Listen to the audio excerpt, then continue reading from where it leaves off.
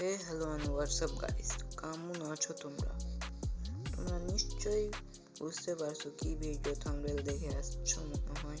তো আমরা আজকে কথা বলবো জাভা এডিশন নিয়ে। তোমরা দেখে থাকবে জাভা এডিশন যারা খেলে তাদের মাঝখানে একটা প্লাস আইকন থাকে।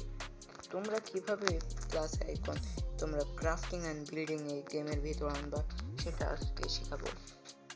তার আগে যারা লাইক করনি তারা লাইক করে দাও, আর যারা সাবস্ক্রাইব করনি তারা সাবস্ক্রাইব করে দাও, যেন আমি নতুন ভিডিও যেটা ছাড়বো সেটা তোমাদের কাছে তাড়াতাড়ি পৌঁছে যায়। তাহলে কথা বেশি না বলে শুরু করি ভিডিও। তোমরা সেটিংয়ে চলে আসবা, প্লাস আইকনে করে সেটিংয়ে চলে আসবা। সেটিংয়ে চলে আসার পর মাল্টিপ্লেয়ারের নিচে দেখবা টর্চ, এখানে ক্লিক করবা। একটু স্ক্রল করলে এই তো দেখতে পারবা এখানে স্ট্রিট কন্ট্রোল, এটা খালি অন করে দিবা। অন করে দিয়ে তুমি ব্যাকে চলে আসবে। এই তো দেখতে পারলে পাস আইকন, তুমি এটা দিয়ে ব্লক প্লেস করতে পারবা।